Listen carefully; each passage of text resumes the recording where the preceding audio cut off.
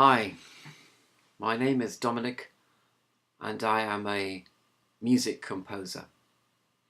And I agree with John from artofcomposing.com that if you don't believe you are one, sure, no one else is going to think you are, except maybe your mom, but she thinks you are the stars and the moon anyway.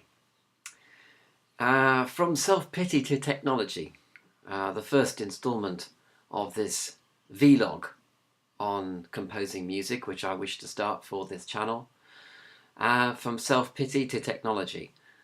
Self-pity, yes, I wish I had not given up my music lessons as a child.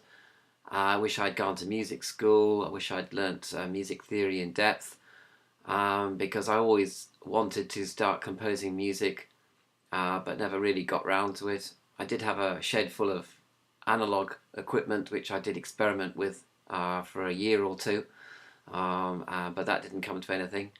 And this was in the 1980s, so I would have, if I carried on with the techno, I might have got somewhere with that. And now I've got failing eyesight and I can't read notation at all because the notes just jump up and down. Anyway, from self-pity to technology, I can honestly say that digital audio workstation really has saved me and has changed my life. I started to learn on Reason 7.1, well, Reason 5 as it was then, and now we are on to Reason 7.1 now, and you can see that it's actually composed of three main components. The mixer area, which is this bit here, and it's you can also toggle then between the mixer and the device rack area, which is this thing here. As you can see, I've got a device in the rack, which is from Platinum Pianos, a Steinway D producer piano.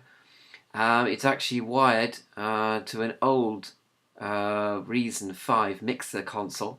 This is the original, and it shouldn't be. Really, I should unroute this and route it directly to the SSL mixer, which is a super mixer and a fantastic addition to Reason's arsenal. However, this component, you know, if I was actually constructing a course, a 3-year degree course on learning Reason, this would take up 1 year.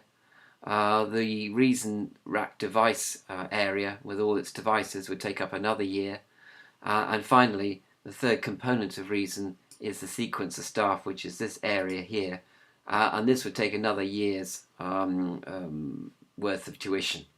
In fact, really, you'd have 3 modules going at the same time: the sequencer staff, the mixer, and the devices, and you'd have kind of like beginners, intermediate, and advanced courses on all these on these 3 components of Reason 7.1.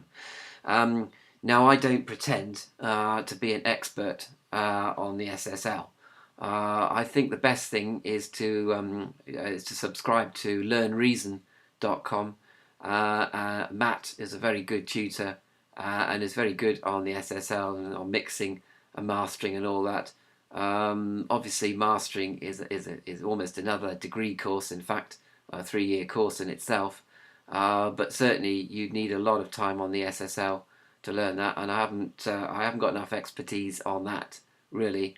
There's a device rack here. I've got tons of devices. There are tons of devices available for Reason, and loads and loads of Reason refills to provide you with all sorts of patches and samples for you to use in your projects. And finally, but again, I know a little bit about that. Probably over reliant on existing patches and patch libraries. I should really do a little bit of programming on my own, but I kind of don't because I haven't got time. And so we're on to the third component, which is the sequencer staff. And this, I suppose, I use all the time. This is my composing rig with just the piano installed there. And so obviously I'm working with a sequencer staff pretty much all the time, and into which you can input MIDI data from your MIDI keyboard or MIDI controller, whatever you've got. And again, there's plenty of videos out there about MIDI controllers and how to link them. It's very, very easy actually. If you come up to Reason Preferences, and you just look at actually what's on control surfaces, and you'll see there I've got like my MIDI keyboard there, and I've also got Resync, which is basically it runs QuickTime videos and it synchronizes them to Reason, which is a fabulous program, very cheap to buy. It's about $30. So basically I can actually look at videos, score music to them, one end of Reason, and then master the other end. So in theory you can get a complete 24-bit mastered audio based on the QuickTime video. It's a real production line kind of thing, although in practice I do actually export the audio to Isotope's Ozone 4, which is loaded into PreSonus's Studio One. I would like to say I can link Reason 7.1 to my Studio One, but my Studio One is a 32-bit version and this is 64-bit version, and of course there's loads of problems associated with that. So I'm going to have to update to 64-bit for the Studio One if I'm really to successfully slave Reason 7.1 to Studio One.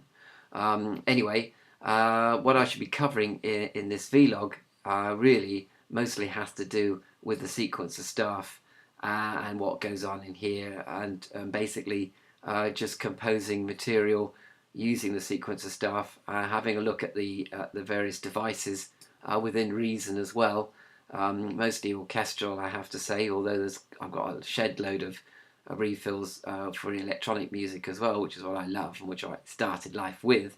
And as far as the SSL mixer is concerned, as I say, best left to the experts to teach you that. Matt from learnreason.com is one of those experts, and there are others besides him, so please consult videos from YouTube concerning mixing and mastering. And so that's what I aim to do for this vlog, and I've only got like 10 minutes to do it all in. And but never know, if I carry on making videos, maybe YouTube will be kind enough to give me 20 minutes instead of 10. So signing off for this first vlog from self-pity to technology, introducing what I shall be doing in the future for this channel, which is mostly concerned with the sequencer staff. Thank you very much for watching, and bye for now.